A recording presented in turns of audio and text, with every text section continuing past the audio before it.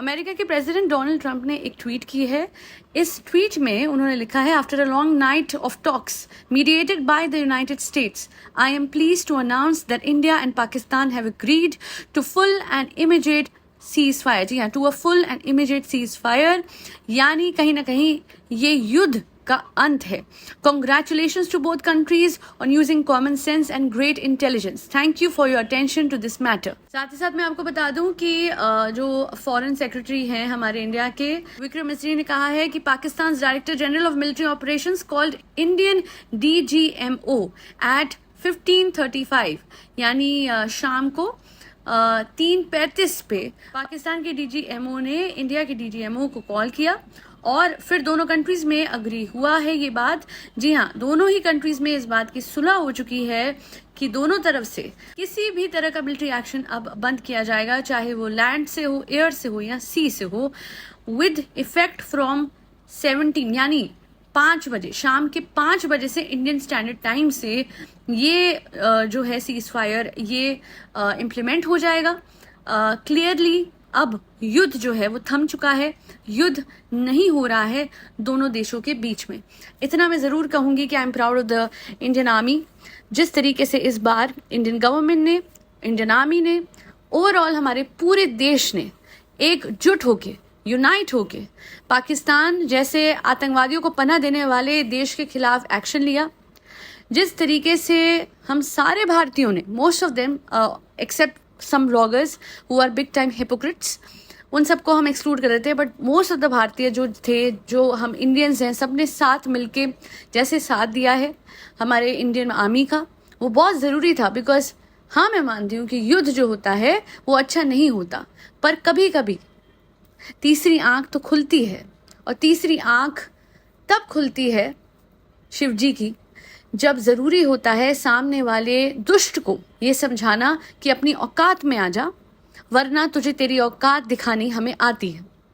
पाकिस्तान ने पहलगाम में जो करा वो आतंकवादी हमला इंसानियत को शर्मसार कर गया था, और ज़रूरी था इस बार पाकिस्तान को उसकी औकात दिखाना, जो कि हमने दिखाई। पाकिस्तान जैसा देश जहाँ के खुद के देशवासी अपने देश की गवर्नमेंट से दुखी हैं, पाकिस्तान जैसा देश जहाँ पे बहुत ज़्यादा फंडिंग तो ली जाती है पर वो फंडिंग आम आदमियों तक नहीं पहुँचती है, और अपेरेंटली सिर्फ और सिर्फ आतंकवादी संगठनों तक पहुँचती है, जहाँ पे तैयारियाँ करी जाती हैं हमारे देश यानी इंडिया में किसी न किसी तरीके के आतंकवादी हमले करने की। तो ऐसा देश वैसे तो एग्जिस्ट नहीं करना चाहिए, पर अगर करता भी है तो इस देश को अपने हद में रहना चाहिए और याद रखना चाहिए अपना हश्र जो बार बार हुआ है, टाइम एंड अगेन हुआ है, जब कोशिश तो करी पाकिस्तान ने हमारी इंटेग्रिटी को नुकसान पहुंचाने की, बट हमारी इंडियन आर्मी ने बड़ा कड़ा मज़ा चखाया है, और हर बार हम पाकिस्तान से जीते ही हैं। हर बार हमने पाकिस्तान को नेस्तनाबूद करा है और उन्हें समझाया, दिखाया और बताया है कि इंडियन आर्मी में कितना दम है। और पाकिस्तान को मैं याद दिलाना चाहूँगी, अगर कोई भी यहाँ पे पाकिस्तानी है तो मैं आपको याद दिलाना चाहूँगी, ये फ़ोटो देख लीजिएगा। 1971 में भी ऐसे ही आपका देश उछला था, और उसके बाद ऐसे ही जैसे इस बार कॉल करके सीज फायर की रिक्वेस्ट करी गई। रिक्वेस्ट तो छोड़ दीजिए, उस टाइम पे आपकी आर्मी ने सरेंडर किया था, और ये 13 दिन की वॉर चली थी, जिसके बाद इंस्ट्रूमेंट ऑफ सरेंडर साइन किया गया था बाय द पाकिस्तानी आर्मी। और इसी के बाद बांग्लादेश का जन्म हुआ था, जो बिफोर दिस वॉर, मतलब सोचिए इंडिया की इंटरवेंशन इतनी पावरफुल है कि आपके ही हिस्से को अलग करके उसे बांग्लादेश का नाम दिया जा सकता है। तो इसलिए ज़्यादा ना उछलें कि पता चले इस बार हिस्सा रहे ही ना, घर वापसी ही हो जाए पूरी की पूरी। और अगर कोई लड़ने आएगा और मुझे गाली देगा या इंडिया को, मेरी इंडिया को कोई कुछ बोलेगा, तो याद रखिए कि आपके पूर्वज भी इंडिया से थे। जो अपने पूर्वज की ज़मीन को गाली देगा तो वो कैसा होगा, ये अपनी ज़बान गंदी करने से पहले याद कर लीजिएगा, क्योंकि मुझे आपकी गालियों से कोई फ़र्क नहीं पड़ता। पाकिस्तान के आम नागरिक बहुत कुछ सह रहे हैं। इस देश में बहुत कुछ हो रहा है जो गलत हो रहा है। इस देश में बहुत ज़्यादा आतंकवाद है, और मैं इतना ही बोलूँगी कि इंडिया से लड़ने से पहले अपने देश की गवर्नमेंट से सवाल पूछेंगे तो बेहतर होगा, क्योंकि भुखमरी से मौत तो पहले से ही हो रही है आपके देश में। किसी भी व्लॉगर के कंटेंट पे जब तक ये टेंशन चली है बिटवीन बोथ द कंट्रीज, मैंने कोई भी जनरल रिएक्शन नहीं बनाया जो यूजुअली मैं अपने चैनल पे बनाती हूँ। और उसका कारण यही था कि जब इतना सीरियस मामला चल रहा है, जब मेरे देश के जवान सरहद पे हैं, तो मैं बहुत कैजुअली अपनी लाइफ जैसे जीती हूँ वैसे ही जीऊँ, वो गलत है। जहाँ रिगार्ड्स दे सकती हूँ, जहाँ पे हाईलाइट कर सकती हूँ मेरे इंडियन आर्मी के effort, because that is a bare minimum a citizen can do.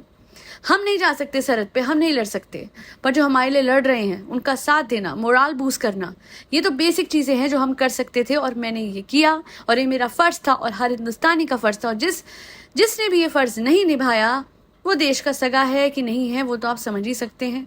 बड़े बड़े व्लॉगर्स गायब थे, संभावना सेठ हो, शुएब इब्राहिम हो, भारती हर्ष हो, बहुत सारे vloggers, they did not make a dedicated podcast or a vlog or any kind of content specifically with a lot of effort for the Indian Army. Goes to show कि इनकी असलियत क्या है। खैर, किसी ने साथ दिया हो या ना दिया हो, इंडियन आर्मी ने तो अपना फ़र्ज़ बखूबी निभाया है। बहुत शुक्रिया इंडियन आर्मी के हर जवान को जिसने सरहद पे अपनी जान को दाव पे लगा के हमें प्रोटेक्ट करा, हमें बचाया, हमें चैन की नींद दी। धन्यवाद to the Indian Army, to the Indian Air Force, to the Indian Navy. आप ना होते तो हम ना होते। आज के लिए इतना ही। जय हिंद, जय भारत।